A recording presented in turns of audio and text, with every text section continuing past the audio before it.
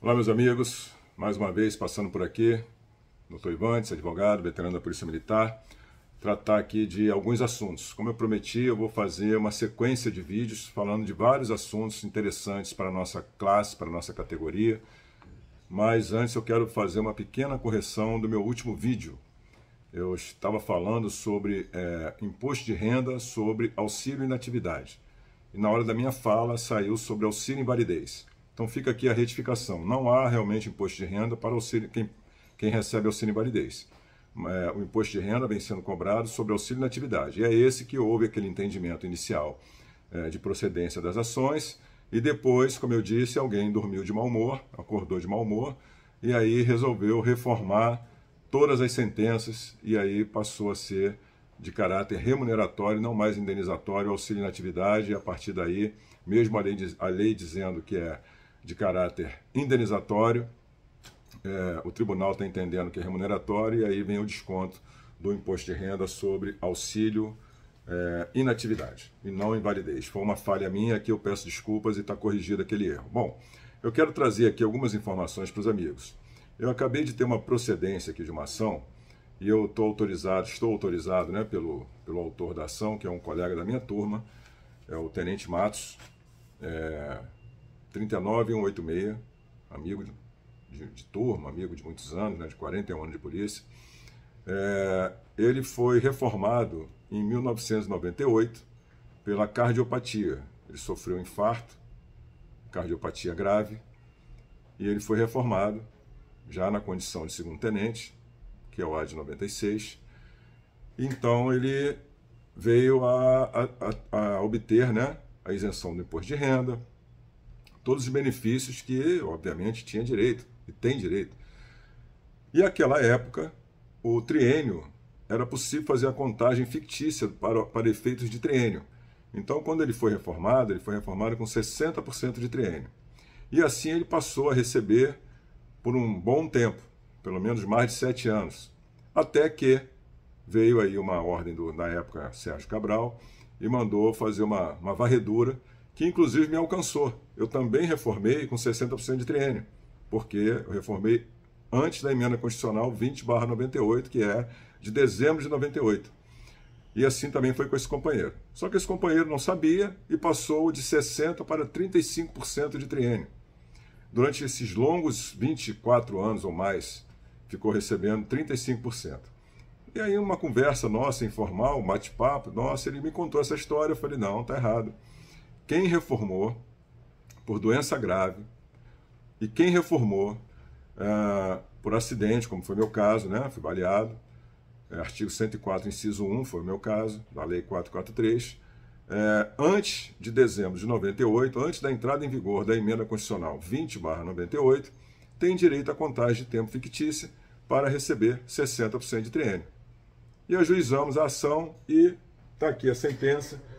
Pelo exposto, julgo procedente os pedidos contidos na inicial, ou seja, nosso pedido era reativar o triênio dele no percentual de 60% e condenou em pagar a obrigação de pagar, né, restabelecer e pagar os atrasados dos últimos 5 anos apenas, ok? Por que eu consegui fazer isso com ele? Alguns colegas vão me perguntar isso, eu já vou adiantar a resposta. No caso do triênio, a prescrição ela ocorre nos últimos 5 anos para receber os atrasados. Por quê? É um direito de trato sucessivo. Todo mês que o pagamento dele sai errado, com 35% de triênio, renova o direito dele. Porém, eu não posso pedir os 24 anos de atrasado, eu só posso pedir os últimos 5 anos anterior ao ajuizamento da ação. O importante é que agora, a partir de agora, né, vai agregar para ele o total de 60%, que dá uma diferença tremenda, muito grande a diferença. Então esse é o primeiro ponto que eu queria falar para os companheiros. Quem tiver reformado por doença grave ou por acidente de trabalho anterior a dezembro de 98, tá ok? Pode procurar que a gente vai avaliar se o seu caso é um desse. O segundo caso é sobre a saúde mental dos nossos companheiros, que foram, maioria aí, reformado pela psiquiatria com o CID de ansiedade, transtorno de ansiedade generalizada e depressão. quando na verdade a síndrome correta, o CID correto, seria, talvez, em alguns casos, tá, gente? Não estou generalizando, não. Em alguns casos, a síndrome de burnout, em outros casos, outros CIDs relacionados à alienação mental, não, porque a alienação mental, ela tem várias categorias de alienação mental. Mas a nossa lei 443 de 1981, que traz o rol de doenças, o CID ali, o Código Internacional de Doenças, é muito antigo, é de 81. Então não houve uma atualização dessa legislação para encaixar ali novas doenças que foram surgindo ao longo do tempo. Então nós temos aí mais uma vitória que nós conseguimos. Um companheiro nosso, inclusive de Marianóve, foi reformado por cota após mais de 20 anos de serviço, porque teve lá um problema psicológico dele e a polícia entendeu que era sem relação de causa e efeito com o trabalho. Após um longo processo, após a perícia judicial, nós conseguimos constatar que tinha relação de causa e efeito e que a síndrome dele não era só depressão ou o TAG, transtorno de ansiedade generalizada. Então, esse companheiro já era subtenente e ele vai sair com proventos de primeiro-tenente, com integral de salário dele, sem pagar imposto de renda. Aí você pensa assim, poxa, a Polícia Militar tá demais, faz isso toda hora. Tem muita gente, tá? Nós temos 2 grupos de WhatsApp com reformados por cota pela psiquiatria. Mas nós tivemos aqui uma triste surpresa de ver um cabo do bombeiro com 9 anos, 6 meses e 28 dias de serviço ser demitido, licenciado ex officio do bombeiro, porque não tinha estabilidade, com um surto de alienação mental, diagnosticado pela própria perícia do bombeiro como esquizofrenia e pedindo a reforma dele. A junta do bombeiro pedindo a reforma, mas o setor administrativo entendeu, pelo artigo 120 da Lei 880 de 1985, que é o Estatuto do Bombeiro, que se assemelha à nossa Lei 443, entendeu pela conveniência da administração pública que esse colega bombeiro, cabo do bombeiro, com 9 anos, 6 meses e 28 dias de serviço, deveria ser licenciado ex officio, numa palavra menos traumática, né? Mas na verdade ele foi demitido. Esse cara nunca faltou, não tem punição, não tem nada, apenas esse homem ficou doente. Que culpa ele tem? Mas nós estamos lutando para reintegrar esse homem e dar todo o tratamento que ele tem direito. Outra questão que nós vamos tratar aqui mais a fundo, e hoje eu só vou aqui passar porque o vídeo não pode ficar muito longo. Pensionista especial. Pensionista especial recebe 2 pensões, uma pensão previdenciária, que é de caráter contributivo, e uma pensão especial, que é o complemento para que ela receba 100% daquilo que o servidor receberia se vivo fosse. Uma tem caráter contributivo, que é a previdenciária, e outra tem caráter indenizatório, que é a pensão especial. O que acharam de fazer de um tempo para cá? Abater da pensão especial a pensão previdenciária. Ou seja, vamos dar um exemplo aqui matemático. O militar ganhava R$10.000 na ativa enquanto vivo, se vivo fosse. A viúva, ou sei lá, a pensionista, deve receber R$10.000 se esse cidadão, se esse colega, se esse policial morreu em ato de serviço. Então vem 80% do Rio Previdência e vem 20% para complementar os 100% na pensão especial.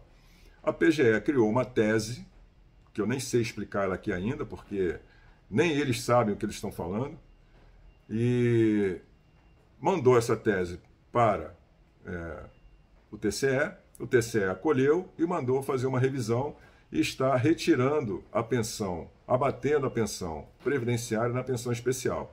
E não foi só na Polícia Militar. Isso aconteceu e me chamou a atenção porque eu fui procurado por uma pensionista que tem uma filha especial de um policial civil que faleceu em 2004, quando essa jovem especial hoje, com 30 anos, tinha apenas alguns anos de vida, era uma bebê, uma criança. Só que ela é especial, ela vai receber ad eterno. E depois de tanto tempo recebendo, veio o abatimento. Ainda queriam descontar dela os últimos 5 anos. E nós conseguimos também uma vitória no judiciário, que entendeu dessa forma, né, que a pensão especial e a pensão previdenciária elas não se confundem, são de caráter diferenciados. Uma tem caráter contributivo e a outra tem caráter indenizatório. Mas esse assunto eu vou me aprofundar nele um pouco mais para deixar mais claro aqui, partindo esse vídeo em várias etapas. E a outra questão, eu queria pedir aos companheiros que assistissem esse vídeo, que você lesse o artigo 48 da Lei 443, de 1981. A Lei 443 é o Estatuto da Polícia Militar. O artigo 48 trata dos direitos do policial militar. Por que eu estou falando isso para você? Porque tem muito direito que você tem e você não conhece, porque talvez nunca tenha lido o artigo 48 da Lei 443. Eu vou dar só um exemplo para vocês. Eu tenho meu pai, 09842, praça de 1963, próximo de completar 85 anos. No final do ano passado para cá, meu pai começou a ter problemas psicológicos e nós levamos ele num tratamento e descobrimos que ele está no início de um processo de Alzheimer.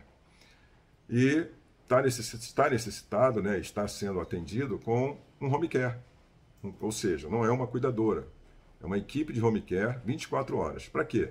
Porque ele não pode sair sozinho, tem medicamento para tomar, são mais de 10 medicamentos diferentes para poder equilibrar ele está bem, está equilibrado, a doença está parada, não evoluiu mais de dezembro para cá, mas ele precisa de um serviço especializado que é o home care que oferece. E o home care é um serviço paramédico.